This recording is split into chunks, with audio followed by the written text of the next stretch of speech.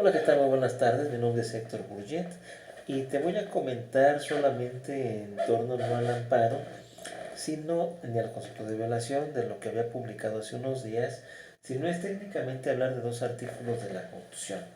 El primer artículo es el artículo 29 constitucional, el cual llegó a nuestro texto fundamental desde 1857 y la última reforma que fue en el 2014 que establece el texto como lo tenemos hoy, confiere la competencia al Ejecutivo Federal con vista del Congreso de la Unión y revisión de Suprema Corte de Justicia para el efecto de llevar a cabo todas las medidas precautorias preventivas para contrarrestar. Ahí habla de algunas excepciones que les voy a comentar. Principalmente habla de invasión, perturbación grave de la paz pública o cualquier otro que ponga en peligro la sociedad. Entonces, ahí podríamos ubicar como grave peligro los problemas que son de enfermedades riesgosas. Ahora bien, el segundo artículo que quiero platicarte es el artículo 73, fracción 16. El artículo 73 establece que son facultades del Congreso las siguientes. En la fracción 16 habla técnicamente de crear normas en materia de naturalización, perdón, en materia de, aquí lo pongo mejor, nacionalidad, condición jurídica de extranjero, ciudadanía, colonización, emigración y salubridad general de la República. También ese mismo artículo 73, fracción 16, en la base primera, establece que exista un Consejo General de Salubridad o Consejo de Salubridad General, el cual es un órgano que corresponde o que depende del Ejecutivo Federal. Lo que da a entender es que del artículo 29 constitucional encontramos que la competencia se establece al Ejecutivo Federal con vista del Congreso de la Unión y revisión de la Suprema Corte de Justicia. El artículo 73, primera base, nos establece que la competencia para emitir cláusulas habilitantes que son creación de facultades legislativas a cargo del Poder Ejecutivo, pues va a ser a cargo del Congreso, del Consejo General de Salubridad.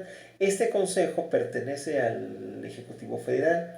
Y por último, la base tercera y base segunda ya nos dice textualmente, en caso de epidemias de carácter grave o peligro de invasión, es decir, vincula la segunda base con el artículo 29 constitucional, primera parte, primer párrafo, estableciendo que la competencia material la tiene el Ejecutivo Federal. Ahora bien, de acuerdo a nuestro orden jurídico que tenemos, existe un poder, un orden federal, otro estatal y otro municipal que establece que tengamos una república federal y a razón de esto tenemos también de estos tres órdenes de gobierno pues que habrá una forma estructural para el Estado, el municipio y la federación y esos van a comulgar de acuerdo a facultades administrativas y en leyes de coordinación que puedan celebrarse entre el Estado, la federación y el municipio unos con otros.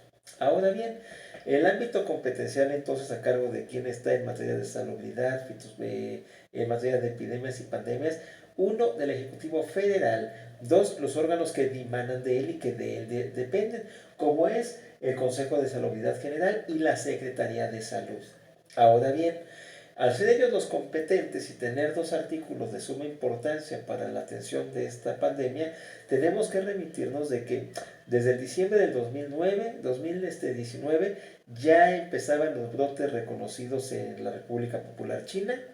En el que fue el día 11 de marzo del año 2020, Tedros Adhanom, que es el director de la OMS, establece precisamente que estamos en un caso ya de pandemia. A partir de ese momento se obligan al Ejecutivo Federal a cumplir con los artículos en correspondencia, que es el 29 y el 73, fracción 16, pero también a responder por los convenios internacionales que tenemos desde el año 2015 con la OMS.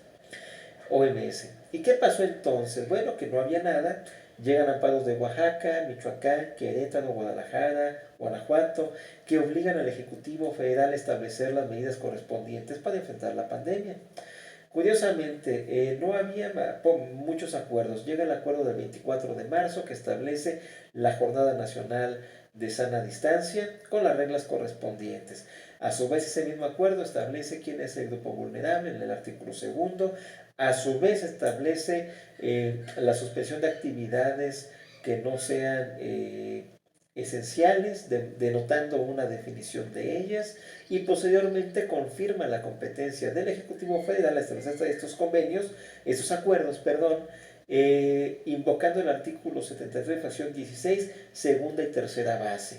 A partir de ese momento, entonces, se entiende que la competencia material queda a cargo del Ejecutivo Federal, tal como lo veníamos platicando.